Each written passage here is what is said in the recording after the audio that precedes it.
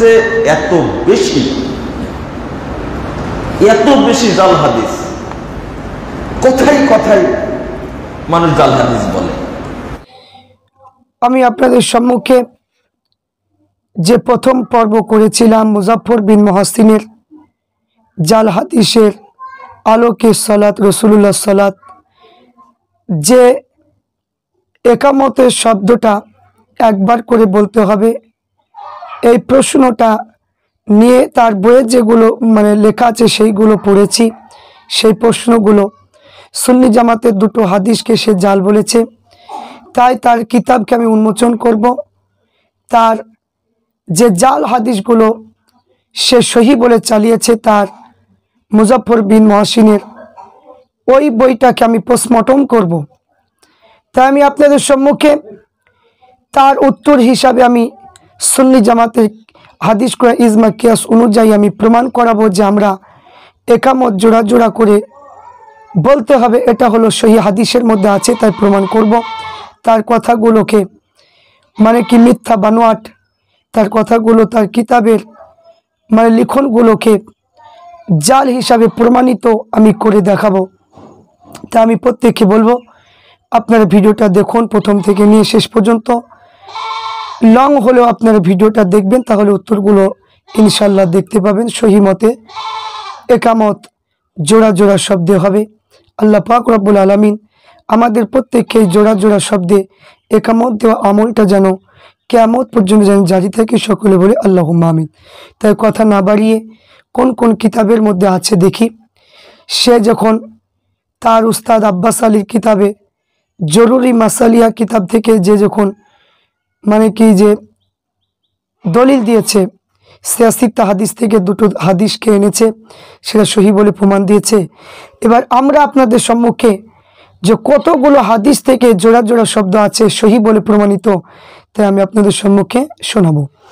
তাই প্রথম নম্বর যে আমরা যে বুখারী শরীফের ব্যাখ্যা যেটার নাম হলো যে ফতহুল বারী শারহে বুখারী শরীফ, এই কিতাবটা লিখেছে বদরউদ্দিন আইনি রহমাতুল্লাহ আলাইহ। তো বদরউদ্দিন আইনি রহমাতুল্লাহ আলাইহ তিনি লিখেছেন যে বুখারী শরীফের শরা, যাকে ব্যাখ্যা বলা হয়, বাংলায় বলেন নোট। তো এই বদরউদ্দিন আইনি রহমাতুল্লাহ আলাইহ দ্বিতীয় খণ্ড আপনার 619 পৃষ্ঠায় লিখেছেন যে এখানে, তারপরে আপনার লিখেছে যে 627 পৃষ্ঠা ইমাম বাইহাকি রহমাতুল্লাহ আলাইহ তিনিও লিখেছেন।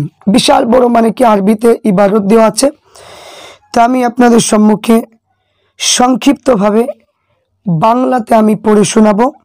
তার আগে ছোট্ট একটা অল্প করে একটা আরবিতে ইবারতটা পড়ব। ওয়া কাজালিকা মা রাহু ইবনে খুজাইমা ফি সহিহ ওয়া ফাদজুহু ফাআল্লামাহুল আযান ওয়াল ইকামা মাসনা ওয়া কাজালিকা ওয়া ওয়ারাহু ইবনু হাব্বানা ফি সহিহ। তো এখানে ইমাম বাইহাকি আবু ওয়ানা হযরত আব্দুল্লাহ বিন যায়েদ রাদিয়াল্লাহু তাআলা আনহু থেকে বর্ণনা, তিনি জোড়া জোড়া শব্দ আজান ও একামত দিয়েছিলেন। ইমাম তিরমিজি হযরতে আবু মওজুদ হতে বর্ণনা করেছেন যে আল্লাহ রসুল সাল্লাল্লাহু আলাইহি ওয়াসাল্লাম তাকে জোড়া জোড়া শব্দে আজান ও একামত শিক্ষা দিয়েছেন। তিনি এই হাদিসটিকে সহি বলেছেন।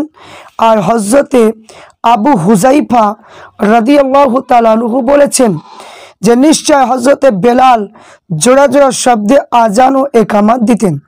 ইমাম তাহাবি ইবাউদ হতে বর্ণনা করেছেন হযরতে সালমা বিনতে আকওয়া রাদিয়াল্লাহু তাআলা আনহা আনহু জোড়া জোড়া শব্দে আজান ও ইকামত দিতেন। তো আরও ইমাম হাম্মাদ হতে বর্ণনা হয়েছে হযরতে সাওবান রাদিয়াল্লাহু তাআলা আনহু জোড়া জোড়া শব্দে আজান ও ইকামত দিতেন। ইমাম মুজাহিদ বলেছেন মূল জোড়া জোড়া শব্দে ইকামত দেওয়া হতো, কিন্তু আমিরগণ এক এক শব্দে ইকামত দেওয়া প্রথা প্রচলিত করেছিলেন ইমাম ইবনে খুজাইমা, ইবনে হিব্বান নিজে নিজে সহি গ্রন্থে বর্ণনা করেছেন যে আল্লাহ রসুল সাল্লাল্লাহু আলাইহি সাল্লাম জোড়া জোড়া শব্দে আজান ও একামাতের শিক্ষা দিয়েছেন। তাহলে আমি বলবো যে যারা ইবনে খুজাইমা দলিল দেয় বা ইবনে হিব্বানের দলিল দেয় তাদেরকে বলবো যে ইবনে খুজাইমা আর ইবনে হিব্বান এই হাদিস দুটো আপনারা দেখুন, তাহলে ইনশাল্লাহ এই জোড়া জোড়ার মানে শব্দের হাদিসটা আপনারা পেয়ে যাবেন। এখানে সহি ইবনে খুজাইমাতে সহি বলেছে, ইবনে হিব্বানেও সহি বলেছে, এবং বাইহাকিতেও এখানে সহি বলে উল্লেখ করা হয়েছে। তাহলে আমরা এখানে যে বুখারী শরীফের সরা যেটা নোট বলা হয় সেই কিতাবের মধ্যে আমরা পেলাম যে জোড়া জোড়া শব্দ বলতে হবে, এটা হলো সহি। তারপরে ফতুহুল কাদির 95 পৃষ্ঠায় লিখেছেন বা ইমাম আবু দাউদ হযরতে মুআযের সনদ বর্ণনা করেছেন যে হযরতে আব্দুল্লাহ ইবনে জায়েদ জোড়া জোড়া শব্দ আজান দিয়ে কিছুক্ষণ বিলম্ব করে দাঁড়ালেন এবং আজানের ন্যায় জোড়া জোড়া শব্দ একামত পড়লেন, কেবল কদ কামতিস সালাহ বেশি বললেন। তো ইবনে আবি শাইবা হযরত আব্দুর রহমানের সনদ বর্ণনা করেছেন তিনি আজান ও ইকামত জোড়া জোড়া শব্দ দিয়েছিলেন। তাই শেখ তকিউদ্দিন ইমাম গ্রন্থে উক্ত হাদিস সনদ বুখারী ও মুসলিমের সনদ বলে প্রকাশ করেছিলেন। ইমাম তিরমিজি ইবনে মাজা মানে কি এখানে 17টি শব্দে একামত পড়তে হবে। তাহলে এখানে কি বললেন যে ইমাম তিরমিজি ইবনে মাজা 17টা শব্দের কথা বলেছেন, আর আল্লাহ রসুল এই মহাত্মা আবি মাহজুরাকে এইরূপ শিক্ষা দিয়েছিলেন। তো উপরোক্ত হাদিস স্পষ্ট প্রমাণিত হলো একামতের জোড়া জোড়া শব্দ পড়তে হবে, 17টা শব্দ উচ্চারণ করতে হবে। কিন্তু প্রশ্ন, সহিহ বুখারী হাদিসে 2 প্রকার মর্ম হতে পারে। প্রথম, আজানে প্রত্যেক শব্দ 2 বার পড়তে হবে, আর একামত প্রত্যেক শব্দে একবার পড়তে হবে। দ্বিতীয় মর্ম যে আজানের জোড়া জোড়া শব্দ প্রত্যেক পৃথক পৃথকভাবে আওয়াজে উচ্চারণ করতে হবে, একামতের জোড়া জোড়া শব্দে একসঙ্গে আওয়াজ উচ্চারণ করতে হবে। তো এই মর্মে প্রথম মর্মটা গ্রহণ করলে আজানে প্রথম কেবল 2 বার আল্লাহু আকবার, আজানের শেষে 2 বার লা ইলাহা ইল্লাল্লাহ, একামতে প্রথমে কেবল একবার আল্লাহু আকবার বলা আবশ্যিক হয়। কিন্তু সকলে বলে যে আজানে প্রথম 4 বার তাকবীর শেষে শেষে একবার লা ইলাহা ইল্লাল্লাহ পড়তে হবে।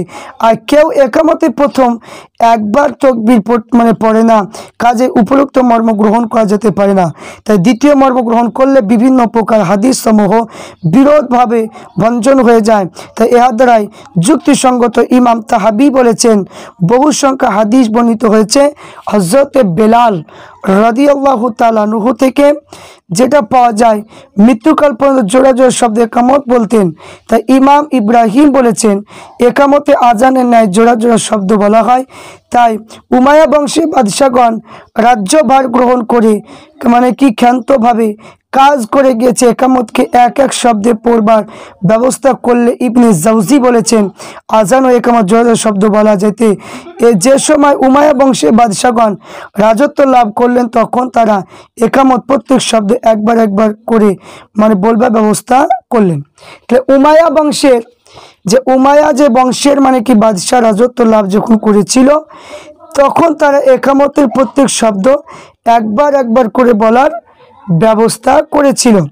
তাহলে আমরা যেটা বুঝতে পারলাম, যেটা এখানে দলিল হিসাবে আমরা যেটা পেয়েছি সেটা হলো কি যে আপনার সেটা মানে দলিল হিসাবে যেটা আমরা পেলাম সেটা হলো কি একামত শব্দটা, একামতের শব্দ আপনার 2 বার মানে বলতে হবে।